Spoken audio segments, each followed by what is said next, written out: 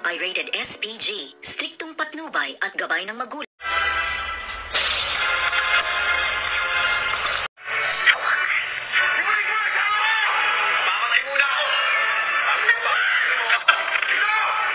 Good morning and welcome sa aking munting channel. At dito nga ay patuloy ng hinahabol nitong si Ramon kasama ng kanyang mga tauhan. Itong ang si Tanggol kasama si Mokang at si Bubbles dahil nga sa pagtakas nitong si Tanggol kay Mokang sa mansyon nga ng mga Montenegro, kung kaya't hanggang sa hotel at hanggang sa pagtakas nila sana na nakasakay na silang train ay dito nga ay pilit na hinahabol nga nitong si Ramon ang kanyang asawa na si Mokang, at walang kaalam-alam itong si Ramon na ang tumangay ng kanyang asawa ay ang tunay na nasa puso at minamahal nga nitong si Mokang na walang iba kung hindi nga si Tanggol. At dito nga nasabi ni Mokang na sa lahat na lang ng nagkakaroon ako ng problema ay ikaw ang lagi kong katuwang at ikaw ang laging nasa tabi ko. At dito nga sinabi nitong si Mokang na hindi kayo titigilan ni Alberto hanggat hindi niya ako nababawi sa'yo,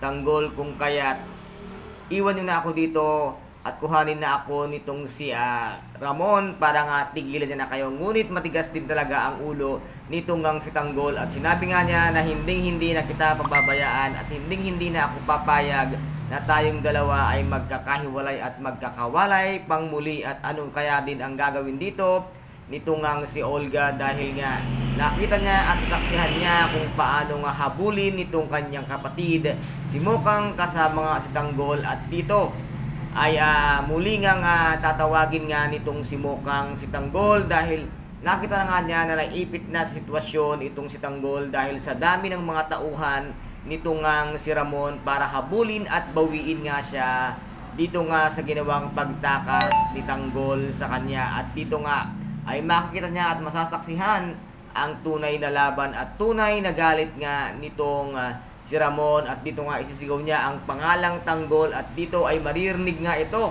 ni Ramon ang pagsigaw at ang pangtawag nga dito ni Mokang ng Tanggol dahil ang alam niya at inaakala niyang anak niya ay nandoon sa mansyon. Ngunit bakit ito pala yung taong tumangay nga dito kay Mokang ay ang nagngangalang Tanggol? Ano kaya ang gagawin ditong sitwasyon nitong ang si Ramon dahil nga malalaman niya na ang katotohanan na si Tanggol pala ang tumangay at kumuha sa kanyang minamahal na si Mokang. And guys, ito po ang ating pakaabangan mamayang gabi dito nga sa tinaguriang pambansang teleserye FPJ ang Batang Quiapo. At kung nagustuhan po ninyo ang aking video for today, paki-subscribe na lamang po ng aking channel, paki-like and share para maging update kayo sa lahat ng gagawin kong video dito nga sa Batang Quiapo. Thank you so much guys and God bless and good morning everyone. Bye bye!